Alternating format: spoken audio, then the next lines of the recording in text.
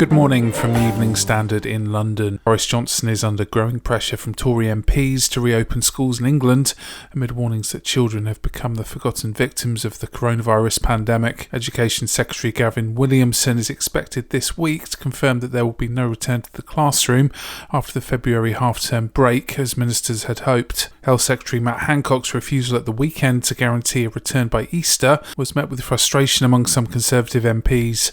The chairman of the Commons Education Committee, Rob Halfon, has written to Speaker Sir Lindsay Hoyle to summon a minister to Parliament today for an urgent question. He said the government's priority must be to reopen schools and it should consider vaccinations for individual teachers and support staff because of the educational and mental health problems that children face.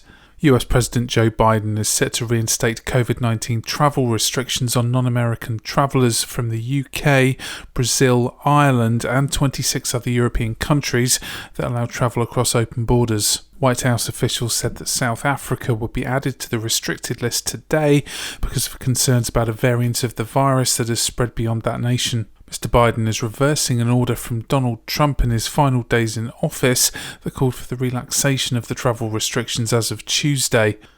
Online fashion retailer Boohoo is reportedly set to buy the Debenhams brand and website, but will not be taking on the remaining 18 high street stores or its workforce.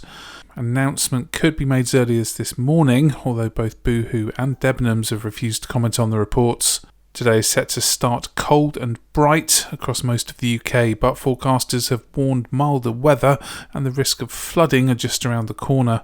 Ice warnings are in place across southern England, the Midlands, northwest Wales, eastern Scotland and the island of Ireland this morning. By Wednesday, the mercury in the south may have jumped back to double digits. That will bring greater risk of flooding to those areas still trying to recover from Storm Christoph.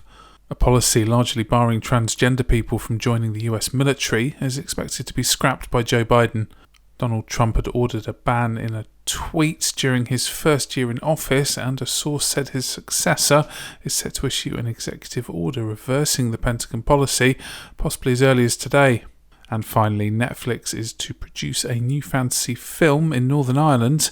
The streaming entertainment service will shoot The School for Good and Evil at Belfast's Harbour Studios. It is based on a series of best-selling novels by Soman Chainani and follows a group of girls and boys who are taken to an institution and trained to become fairy tale-like heroes and villains.